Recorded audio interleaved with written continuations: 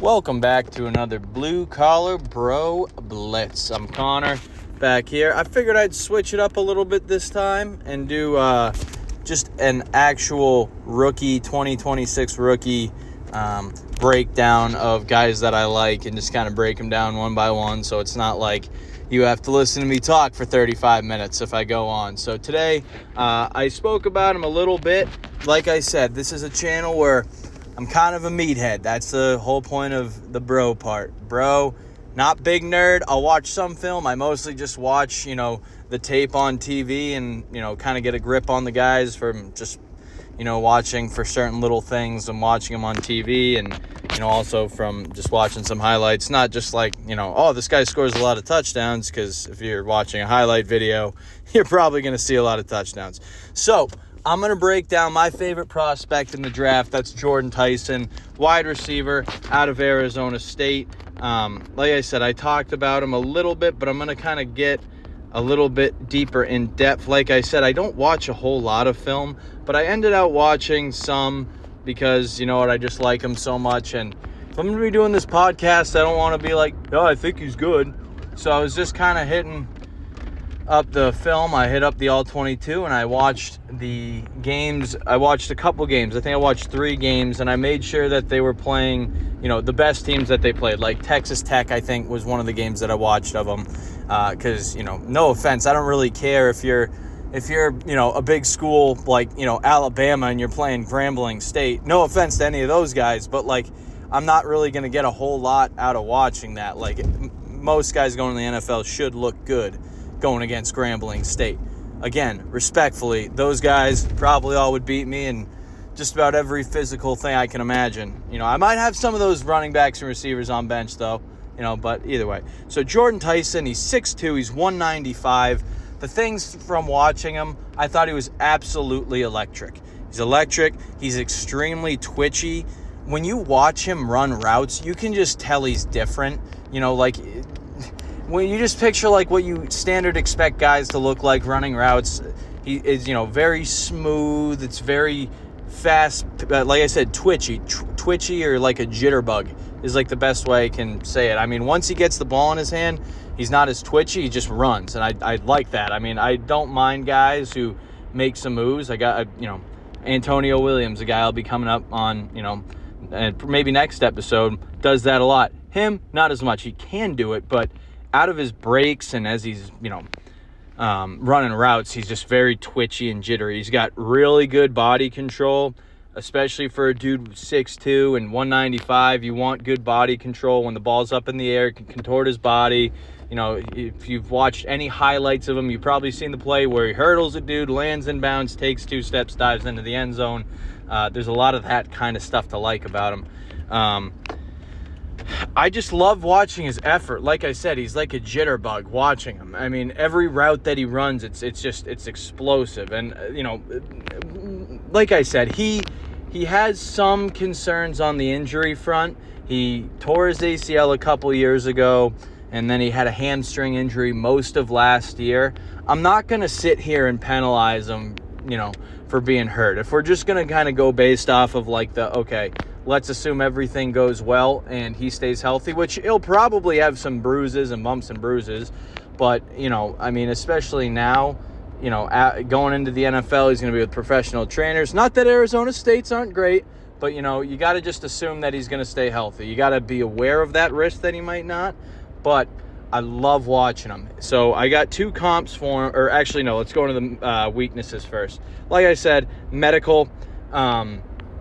His medicals, like I said, could be a little tough. The combine is a week from tomorrow. Or a week from tomorrow or today. Or maybe it was yesterday. Whatever. It's in like 6 days, actually, I think. Because I checked Tankathon to kind of get some of these guys' measurements. And it is in 6 days, I believe. So the medicals will come out then, and you'll kind of get a good idea. Like, if his medicals come back clean, I think he probably should be going top 10, if I'm just being honest. And if they come back, a little concerning, I can see him dropping into the teens, but I really can't see him getting past there. I mean, sometimes it happens. Like guys like JSN, Justin Jefferson, they dropped into the 20s. It's not super common, but it happens. So the other weakness is he's really fast, he's really explosive, but he doesn't have that lightning, like once he gets the ball, he's going to run away from everybody. Like a great example is Jamar Chase. Now I know Jamar Chase, in my opinion, is still the best receiver in the league. Like when he gets a ball, he can turn upfield and just run away from everybody. He's fast. He doesn't do that consistently, which, I mean, if you don't do it a whole lot in college and the NFL, you're just going to get, better safeties and better corners who take better angles and are just faster. So, I mean, like I said, he's explosive, he's fast, but he might not have that extreme breakaway speed, which again, like, fine. I mean, if that's the worst thing I can find about him, that's all right. I'm going to take that as a win. So I'll go comps. My low-end comp, this is kind of cheating, but I'd say like a low-end or a more agile T. Higgins. He's a little shorter. He kind of reminds me of T. Higgins in the way that his body moves. Pause. Like, it's the way that he can contort his body and reach and stuff like that.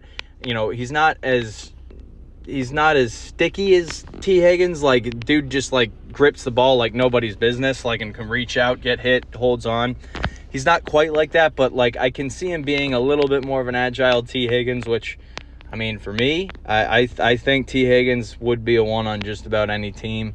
Or, well, I mean, just about any team that doesn't already have an Alpha 1. So that's my low-end comp. My high-end, and I said this, and I'm not saying he's going to be him, but he reminds me a lot of Justin Jefferson. Justin Jefferson's a little smoother.